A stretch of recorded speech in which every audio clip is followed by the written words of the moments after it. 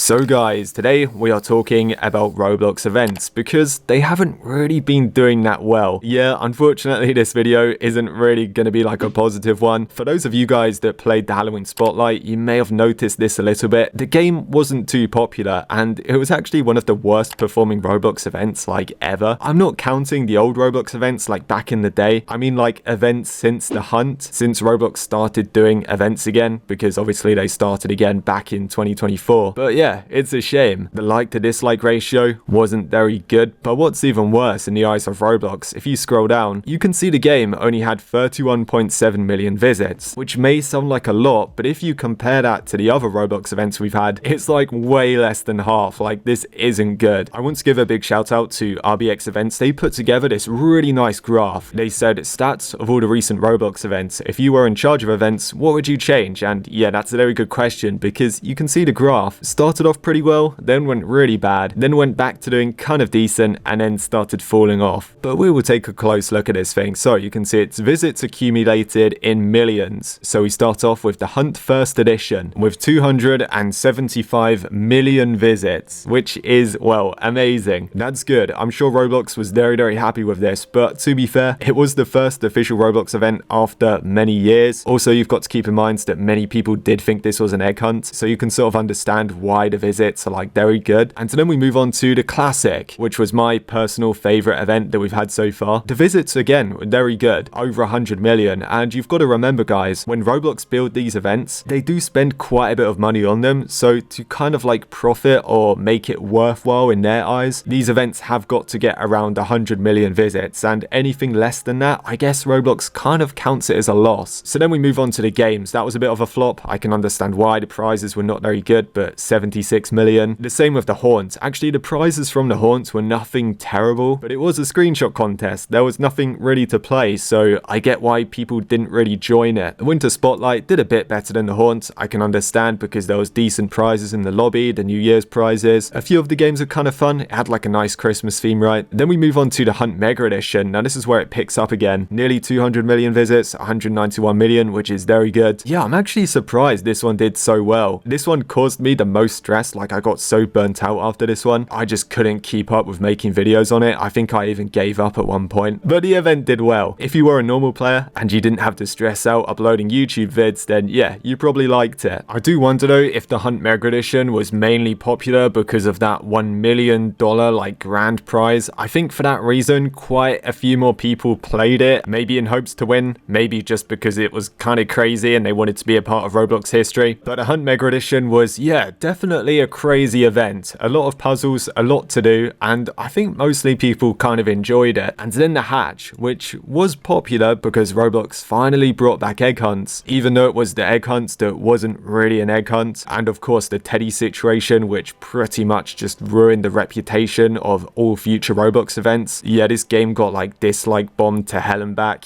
And also the fact it wasn't very good because it was just like a prize exchange thing, like disguised as an egg hunt, and the egg hunt prizes were AI generated and tiny. Yeah, because of all of those reasons, the Hatch is probably one of the most hated Roblox events of all time, which is kind of nuts. And then we move on to the Takeover, which obviously we had in September. People still wonder, why did Roblox even make this event? Like, it didn't make sense. It was so random. And then of course the Halloween Spotlight, the event which is technically still running because it ends in a couple of days, but yeah, I didn't hate it. I know this one wasn't made by Twin Atlas, it was made by the gang, but I kind of liked the pacing. I didn't feel too rushed. I mean, I am a bit burnt out now, but yeah, overall, I liked the map. I liked the way you had to claim prizes. For sure, it wasn't the best Roblox event, but I wouldn't say it was the worst. But yes, guys, this event really didn't perform very well, and I noticed that with my YouTube videos. Normally, when I used to make event videos, the views would be very good. I mean, to be fair, the CPM on like Roblox event vids is always horrible. What that means is basically like how much money you get per 1,000 views. So for all of these videos, I'm literally getting like $5. And yeah, it wasn't really worth it, if I'm being honest. I mean, I appreciate you guys watching my vids, right? And it's not all about the money, but my god, did I barely make anything from this event, which is a shame. It puts YouTubers off making videos, right? And so then of course, if the YouTubers are not making videos, then the event is not really doing so well. I think Connor3D was kind of burnt out because he said how it feels still making Roblox tutorials after 10 years. And it's like this funny Family Guy clip with his background music playing over it. Yeah, I couldn't do what Connor does. I completely get why he doesn't speak in his videos, because because if you talk like uploading that amount of tutorials, you would lose your voice. Like seriously, you'd lose your flipping voice. It would drive you insane. Somebody asked, when is Connor retiring? He said sooner rather than later. I feel the same, man. Oh god. Just like the thought of making more Roblox event videos, it makes me feel so exhausted. I just can't be bothered. Yeah, if you guys ever want to be a YouTuber, please don't cover Roblox events. It will drive you insane. I know it seems like easy content, but my god, does it get repetitive. A lot of you guys probably don't realize this, but being a YouTuber is like really weird, because when I think back to my old like tech job when I was like 17, when you finish the job, you go home and you can switch off your brain and you can do anything you want. When you're a YouTuber, you're just like constantly thinking about videos and video titles and thumbnails. I can see why YouTubers go nuts, right? After doing it for like 10 years, you're just like, all right, yep, I'm done. I'm quitting. And that's probably how Connor feels right now. He's like, oh my god, do I seriously have to do more videos on this flipping thing? But yeah, on the subject of YouTubers, I think one of the main reasons why events aren't doing so well is solely because of CreekCraft, and I'm not even joking. So over Halloween, CreekCraft posted this. He said, reply with scary Roblox games to live stream. A fan replied and he said, is this the same Creek who used to live stream Roblox events 24/7 until he 100% completed the event? And I completely forgot Creek said this, but he replied. He said, I made it very clear during the slep situation, I wouldn't be covering or streaming official Roblox events anymore. I know people on Twitter say stuff just for brownie points, but I want my words to mean something, so I'm not playing the Halloween event. Maybe next year if Roblox continues to improve. So yeah, massive respect to CreekCraft. I mean, he stuck to his word, right? We all feel bad for Schlep. You know, what Roblox did to him was bloody awful. I can't imagine going through that, you know? We all called out Roblox, right? In our own ways, we all said what Roblox did was awful, but CreekCraft said he wouldn't play Roblox events anymore, and he really stuck to it. So fair play to him. I reckon that's had like a massive hit on Roblox events. If one of the top Roblox streamers is not streaming the event anymore, people aren't even gonna know about it. Like honestly guys, Still a Brain Rot had like more people online all in one go than like the entirety of the Halloween Spotlight event. That is one of my main concerns actually, that Roblox is gonna notice all of this and they're just gonna stop events altogether, and that's gonna be a massive shame, because in the eyes of Roblox, right, if they're pouring in a ton of money into these events and people aren't really caring or playing them, then what's the point of spending money on it, right? Roblox make more money from all the kids playing like Grow a Garden and Still a Brain Rot and all of the other random slop. So one day, maybe next year, Roblox is just gonna turn around and say like, what's the point of doing a community event if we're not really profiting from it and people don't really care so much? And yeah, I wouldn't blame them if they did that, because in the eyes of a business, it is a waste of time, money and effort. So there we have it. Without a doubt, Roblox events are on the decline. You can clearly see it from the graph. I honestly think if Roblox wants to pull this back, they have got to make a legit egg hunt, not something stupid like the hatch where you exchange these like AI eggs for crappy little prizes. We need a proper classic egg hunt. If Roblox don't bring this back, I think that's probably it for events. I think they're probably done for.